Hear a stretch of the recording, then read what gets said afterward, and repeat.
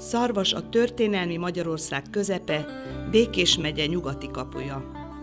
A város és a térség legnagyobb vonzereje a természetes környezet szépsége, benne az európai hírű arborétummal, a Pepi kerttel. Ha a látogató megáll városunkban, számtalan olyan értéket talál, amelyért érdemes itt néhány napot vagy néhány diákévet eltölteni. Szarvas nem csak az itt lakók, hanem az itt tanuló diákok városa is.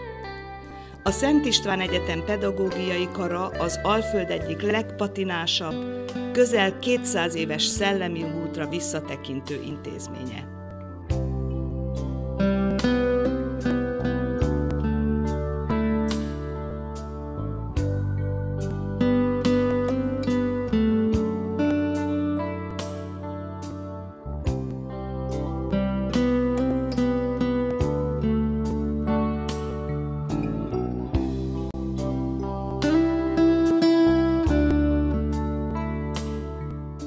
A kar a pedagógus képző intézmények sajátosságainak megfelelően fontos szerepet tölt be a képzéshez kapcsolódó kutatóhelyként, a kutatómunkaműhelyeként is.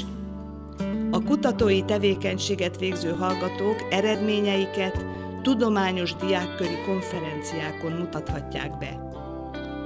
A pedagógus képzés korszerűsítési folyamatában az oktatók korszerű tantervi tartalmak kidolgozásával, változatos munkaformák alkalmazásával, tudományos konferenciák szervezésével segítik a képzés hatékonyságát. A hallgatók gyakorlati képzését a kar gyakorló intézményének óvodai csoportjai és általános iskolai osztályai szolgálják.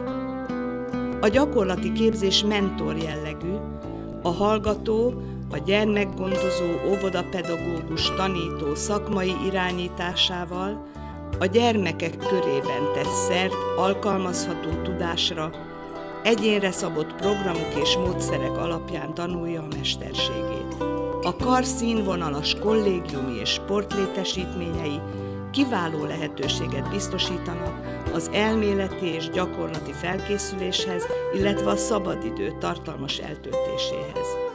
A szarvasi karok közös könyvtárában a hallgatók megtalálják a kikapcsolódás és a tanulás hagyományos és elektronikus formáit.